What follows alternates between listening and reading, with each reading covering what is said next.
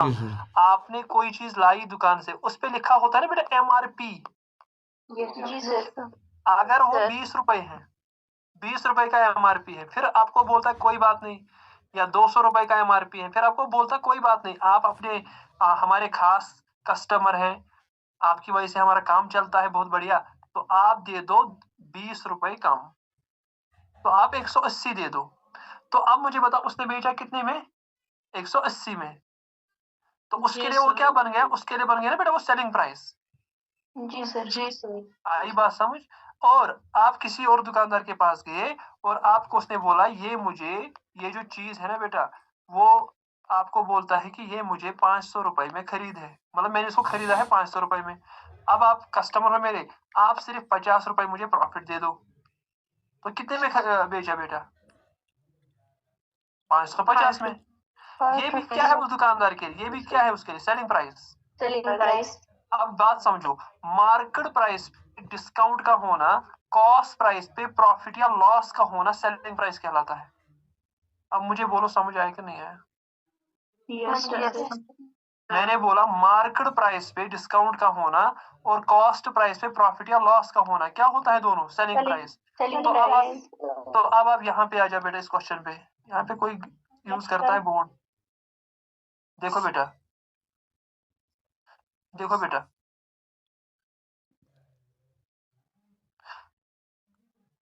अब ध्यान दीजिए, मैंने वही लिखा ना, मार्केट प्राइस पे डिस्काउंट का होना और कॉस्ट प्राइस पे प्रॉफिट का होना, वही लिखा मैंने यहाँ पे भी। जी सर। और फिर ये कैंसिल हुआ, और आपको यहाँ पे 90 MP निकला इज इक्वल टू 450 इंटू 120, और यहाँ पे आपका कॉस्ट ये निकला मार्केट प्राइस। समझ आया? Yes sir. अब क्लियर हुआ? कोई और डाउट है तो बताइए, हम आगे बढ़ेंगे बेटा। जी सर, आगे बढ़िए। आगे बढ़ने से पहले मैं आपको लास्ट टाइम जो पढ़ाया था रेशियो ना, एवरेज का, अब आपका एग्जाम भी जल्दी होने वाला है, अब कुछ दिन ही बचे हैं, तो अभी हमारा एक और टॉपिक चलेगा आज, जिसका नाम है रेशियो एंड प्रपोर्शन। क्या नाम है उसका? Ratio and proportion. Ratio and proportion. किसी को कोई आइडिया? कोई आइडिया है बेटा इसके बारे में, क्या होता है ये?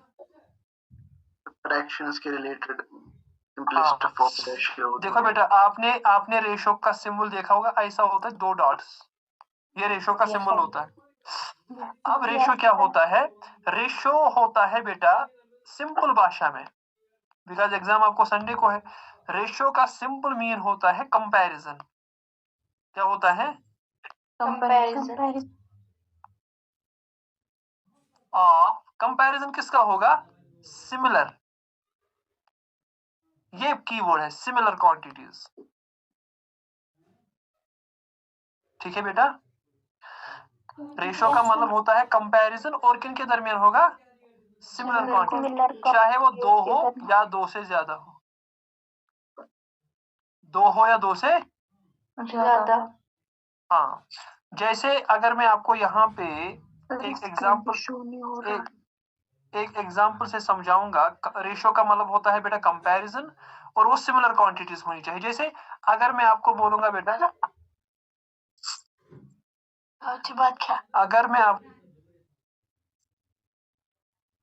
आपको बोलूंगा बेटा, ध्यान देना, अगर मैं बोलूंगा रोहन का वेट है बेटा 45 kg, ठीक है बेटा, और सोहन की एज है बेटा 30 इयर्स, मुझे बोलो क्या इसका रेशियो निकल सकता है कभी? No sir. No sir.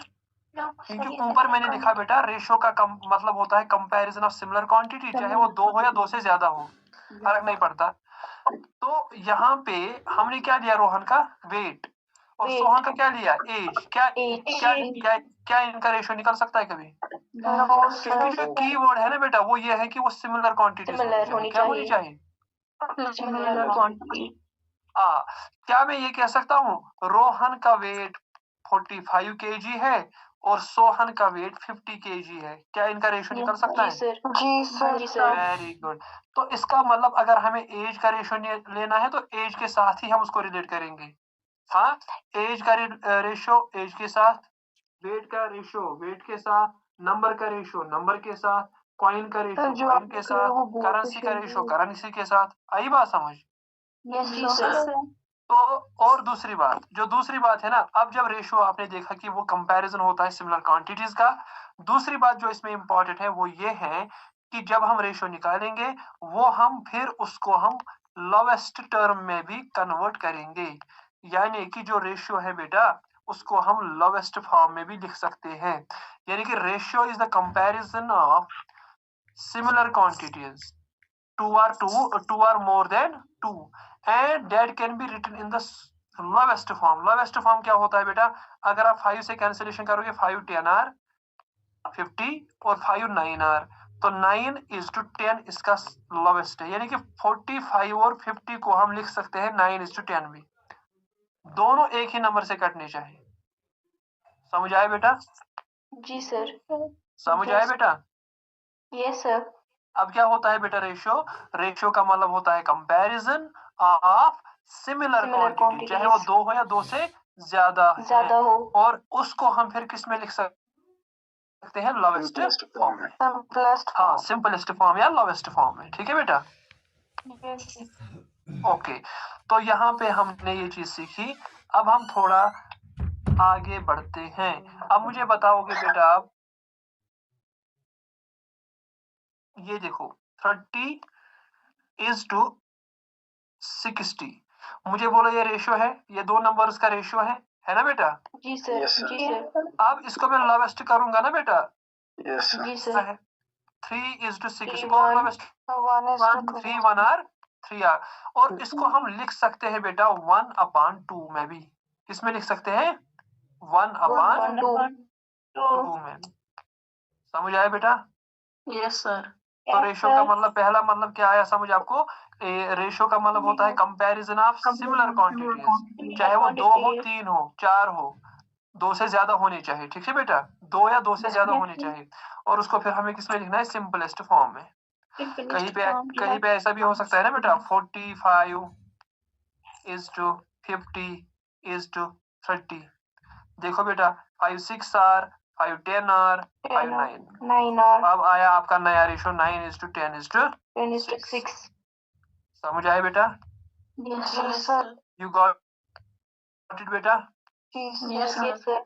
हाँ, अब हम देखते हैं बेटा रेशियो पे कैसे कैसे क्वेश्चन बनते हैं। रेशियो समझ सर आया? ये जो है ना 45:50:30 इसको फ्रैक्शन फॉर्म में कैसे लिखेंगे?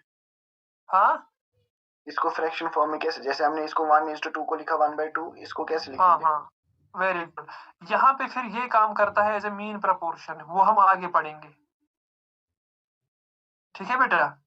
Okay sir. Okay sir. यानी कि इसको हमें लिखना है 9/10 उसको हम प्रपोर्शन फिर बोलते हैं, वो आगे आपको समझ आएगा बेटा, डोंट वरी। अभी मैं समझाता हूँ आपको। ठीक है? आप चाहते हो ना कि ये अगर लिखा आपने 9/10, तो इसको 10/6 लिखना पड़ेगा। फिर इसको हम बोलते हैं प्रपोर्शन। क्या बोलते हैं? प्रपोर्शन। मीन। कोई बात नहीं, आपको आगे पूरा समझ आए। देखो बेटा, ध्यान दीजिए। अगर मैं आपसे पूछूं बेटा कि ए और बी का जो रेशियो है बेटा, ए का और बी का रेशियो जो है वो है 2:3, और जो बी और सी का रेशियो है वो है बेटा 1:4। आपको रेशियो निकालना है A:B:C। पहला क्वेश्चन आपसे यही पूछा जाएगा कि आप बताओ ए और बी और सी का रेशियो। देखो बेटा, इसके लिए आपको करना क्या है, ध्यान देना। A:B का रेशियो गिवन है 2:3। उसके बाद किसका रेशियो गिवन है? B:C। और बी के नीचे बी लिखो। ठीक है? और C बाहर जाएगा।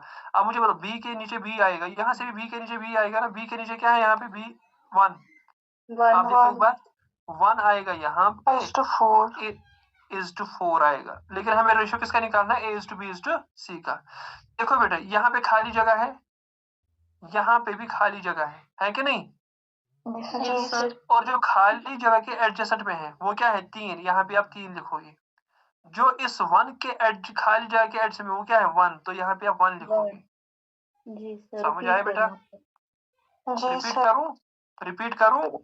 जी सर। जी सर। रिपीट करूं? वेरी गुड, मैं रिपीट करता हूँ। देखो बेटा, A:B 2:3 है बेटा। जी सर। B:C क्या है 1:4।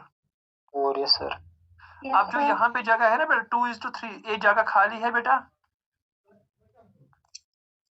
खाली जगह है ना यहाँ पे। Yes sir. अब इसके एडजेसेंट में बगल में कौन बैठा है 3,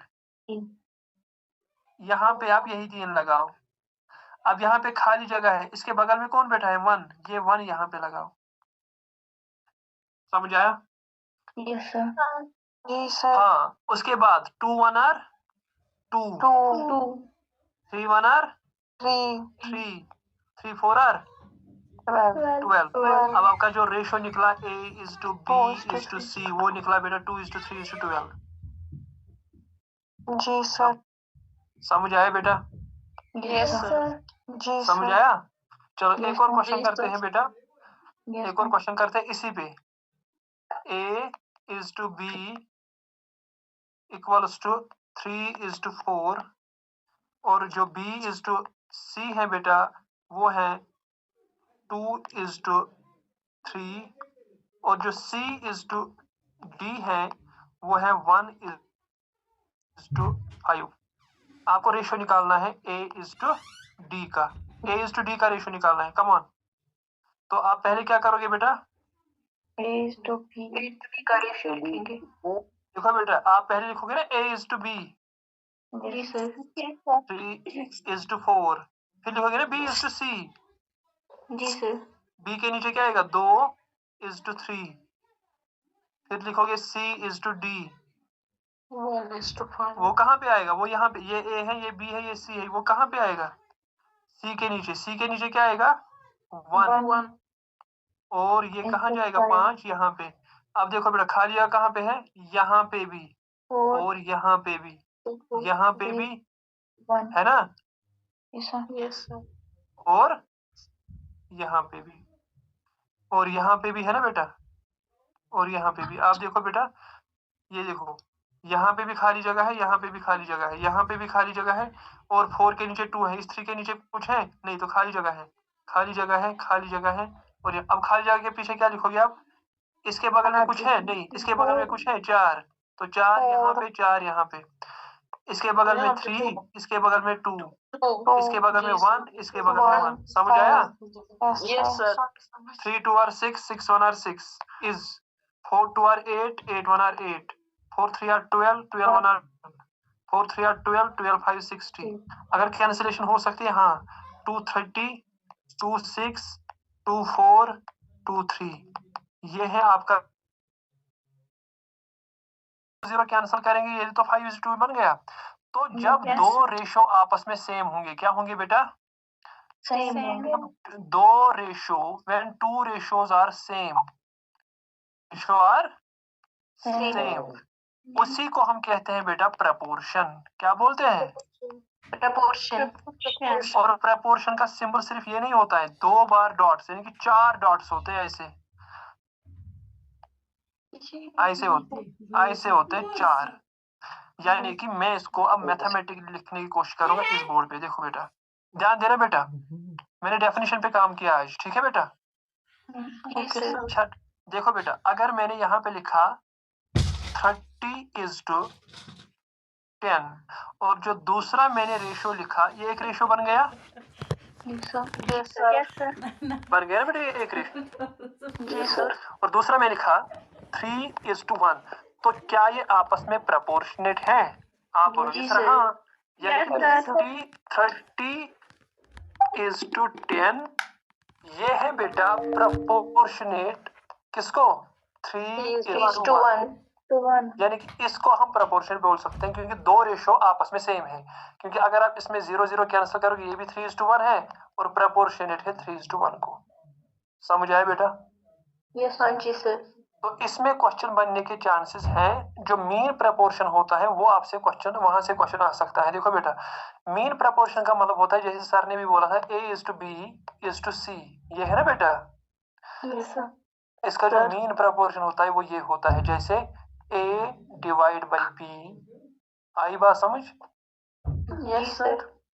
इक्वल्स टू B अपान में C, यानी कि जो A और B का रेशो होगा वो होगा B और C का भी, यानी कि जो A और B का रेशो होगा वो क्या होगा बेटा, B और C बी का और भी। सी का। अगर अब आप इसको थोड़ा एक्सप्लेन करोगे, A इंटू सी कितना हुआ, AC is equal to B square, यानी कि B स्क्वायर मतलब जैसे कि अगर आप ऐसे भी लिखोगे उससे इजी होगा। देखो बेटा B इंटू B क्या हुआ, B इंटू B हुआ B square B square equals to AC, आई बात समझ। तो आपको यहाँ पे ध्यान देना है कि बेटा ये जो B और B है ये हुआ B स्क्वायर और A इंटू AC, और अगर आपको B का वैल्यू निकालना होगा, B के लिए क्या करोगे बेटा, B के लिए स्क्वायर जो होता है ये अगले साइड में रूट चला जाता है, अंडर रूट AC। क्लियर बेटा। जी सर। अगर आपसे क्वेश्चन पूछा जाएगा कि बताओ इसका मीन प्रोपोर्शनेट क्या है A B और C का, आप बोलोगे B is equal to under root AC। देखो अब मैं इस पे क्वेश्चन करवाता हूँ, अगर 2:3:4 है बेटा, बताओ इसका मीन प्रोपोर्शनेट क्या होगा, मीन का मतलब होता है 2 अपान में 3/4 इक्वल टू 3/4 3 अपान बाई 4। अब मुझे हाँ बता बेटा इसका मीन प्रोपोर्शनेट क्या आएगा, 3 3 आर 9 इक्वल्स टू 8, यानी कि आई बात समझ। जी सर। हाँ तो एक मिनट सर ये 9 इक्वल टू 8 क्या है, मुझे समझ नहीं आया। एक मिनट ओ सॉरी मैंने क्वेश्चन ही लिखा गलत थोड़ा, यहाँ पे आप लिखो बेटा B। अब आपको B का वैल्यू निकालना है, क्या निकालना है बेटा, यानी कि 2 is to B is to 4, यानी कि आपको क्या निकालना है बेटा, मीन प्रपोर्शन, वो क्या होता है B। तो यहाँ पे लिखोगे 2 अपान में B equals to B upon में 4, आई बात समझ। उसके बाद आपका आएगा B square is equal to 8। मुझे बता B का मतलब क्या आएगा, अंडर रूट 8, यही आपका मीन प्रपोर्शनेट आएगा, आई बात समझ। मीन प्रपोर्शनेट समझ आया, रखना है या वो भी मीन प्रपोर्शनेट यही होता है बीच वाला। कल ही मैंने एवरेज के बारे में थोड़ा पढ़ाया था आपको, कभी कभार आपसे क्वेश्चन आ सकता है। वो भी हाँ अगर कहीं पे रूट खत्म होगा, रूट 16 होगा तो आप उसको बाहर निकालें 4, अगर कहीं पे खत्म नहीं हो रहा है तो उसको रहने दो। सर ये बेसिक मैथ्स का 3rd लेक्चर है, किसका, बेसिक मैथ। हाँ ये 4th लेक्चर है आपका, 4th लेक्चर है बेटा। सर ग्रुप में हमें 2 ही वीडियोस आए हैं अभी, शायद एक ही रिकॉर्डिंग नहीं हुई है बेटा, पहला नहीं किया था उन्होंने रिकॉर्ड। हाँ रिकॉर्ड नहीं हुआ होगा इसलिए आपको 2 ही मिले, लेकिन मैंने कोशिश की बेटा सिंपल भाषा में आपको चीजें समझाने की, बहुत सिंपल भाषा में मैंने आपको चीजें समझी, बिकॉज आपका वो एलिमेंट्री मैथमेटिक्स लिखा है वहां पे, तो आपको बेसिक पता होना है, आपको पता होना चाहिए कि रेशो होता क्या है, प्रपोर्शन क्या होता है, परसेंटेज क्या होता है, एवरेज क्या होता है, ठीक है बेटा।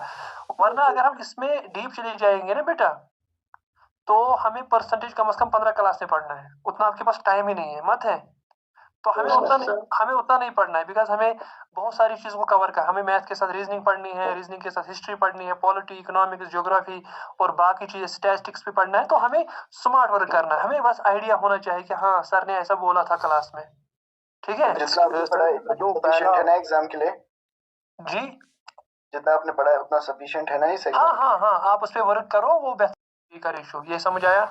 Yes sir. चलो इतना आपको समझ आया बहुत है। अब देखो बेटा हमारे पास क्या होता है, मान लो कि हमारे पास 3 बंदे काम कर रहे, एक A एक B एक C, 3 बंदे हमारे पास काम कर रहे हैं, और इन्होंने बोला कि हम बिजनेस स्टार्ट करेंगे। क्या करेंगे बेटा, स्टार्ट, हम कोई बिजनेस स्टार्ट करेंगे और आगे बढ़ेंगे। और जब हमने बिजनेस स्टार्ट किया तो हमारे को 20 या 2 लाख रुपए प्रॉफिट आया। कितना प्रॉफिट आया बेटा, 2 लाख हमें प्रॉफिट मिला। अब जो हमें इस प्रॉफिट को बांटना है ना, वो किसी रेशो में बांटेंगे ना बेटा। मान लो कि इसके लिए हमने रेशो बनाया था डीड में 2 3 और 5 का, 2 3 और 5 का। यानी कि अगर हमें 10 रुपए प्रॉफिट मिलेंगे, 5 3 हो गए 8 और 2 हो गए 10, यानी कि अगर हमें 10 रुपए प्रॉफिट हो गए, ए को मिलेंगे उसमें से 2, बी को मिलेंगे उसमें से 3 और सी को मिलेगा इसमें से 5। कल अगर आपसे क्वेश्चन पूछा गया कि एक पार्टनरशिप है जिसमें 3 पार्टनर्स हैं, उनको प्रॉफिट मिला 2 लाख रुपए, इसको डिस्ट्रीब्यूट करो इस रेशो में, ठीक है। Yes sir. तो आपको पता है कि अगर आपके पास 10 रुपए प्रॉफिट है, 2 इसको मिलेंगे, 3 इसको मिलेंगे, 5। अब मुझे बताओ ए को कितना मिलेगा टोटल? 2 लाख मल्टीप्लाई करोगे 2/10 करोगे ना। बी को क्या जी मिलेगा? सर। 2 लाख 2 लाख 3/10 मल्टीप्लाई करोगे 3/10 आएगा। जी सर। सी को क्या मिलेगा? 2 लाख 2 लाख मल्टीप्लाई 5/10 3/10।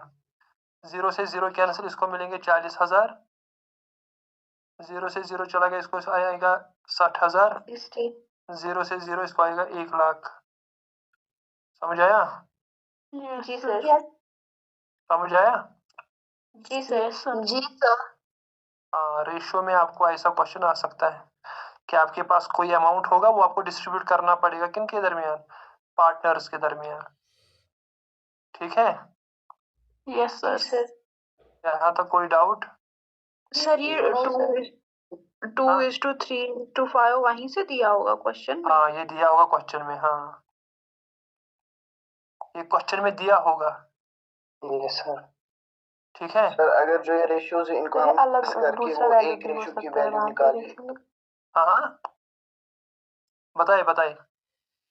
ये रेशियोज है ना 2:3:5, अगर हम इसको प्लस करके एक रेशियो की वैल्यू निकाले फिर उसी में डिवाइड करके दे दे हर एक को। वही मैंने किया ना, 5 3 2 हो गया ना 10। ए को 10 में से कितना मिलता है? 2। बी को 3 10 में से, और सी को 5। इसका मतलब अगर 10 रुपए प्रॉफिट है तो ए को मिलेगा 2 रुपए, बी को 3, सी को 5। लेकिन प्रॉफिट कितना है? 2 लाख। तो अगर 10 में से 2 मिलेंगे तो 2 लाख में से मिलेंगे 40,000। ठीक है, मल्टीप्लाई किया मैंने सीधे। Okay sir. और कोई डाउट? No sir. अच्छा, ठीक है। अब इस क्वेश्चन को देखो। अगर मान लो कि एक कंपनी है, उनका हो गया फॉर एग्जांपल प्रॉफिट, और जो प्रॉफिट आया उनको आया 1.5 लाख रुपए प्रॉफिट, ठीक है। Yes sir. और जो ए इज टू बी का रेशियो है ना बेटा, ए और बी और सी और डी का रेशियो है, वो है 1:2:3:4। 4। ठीक है। Yes sir. अब मुझे बताओ कितना रुपए यहाँ पे बनता है? 4 3 7 7 2 9 8 10। इसका मतलब अगर 10 रुपए का प्रॉफिट हुआ तो ए को मिलेगा 1, बी को मिलेगा उसमें से 2, इसको मिलेगा 3। इसको कर पाओगे? तो ए को कितना मिलेगा अमाउंट? 1,50,000 into 1/10। वेरी गुड, हो गया ना खत्म। तो कितना मिला उसको? 15,000। 15,000। बी को कितना मिलेगा? इससे दुगना मिलेगा ना, 30,000। 30,000। 4/10 मिलेगा ना ऐसे ही। जी सर। शाबाश। अब कोई डाउट है यहाँ तक? No sir. यहाँ तक कोई डाउट? No sir.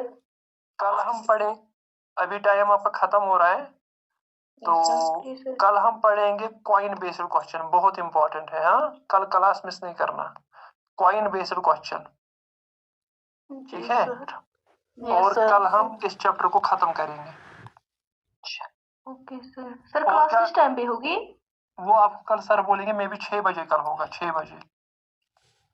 सर तो आपने पढ़ाया था ना हमें ये क्या कहते हैं इसको, मीन एवरेज। हाँ। उसमें आपने बताया था हमें कंसेक्यूटिव नंबर्स है ना।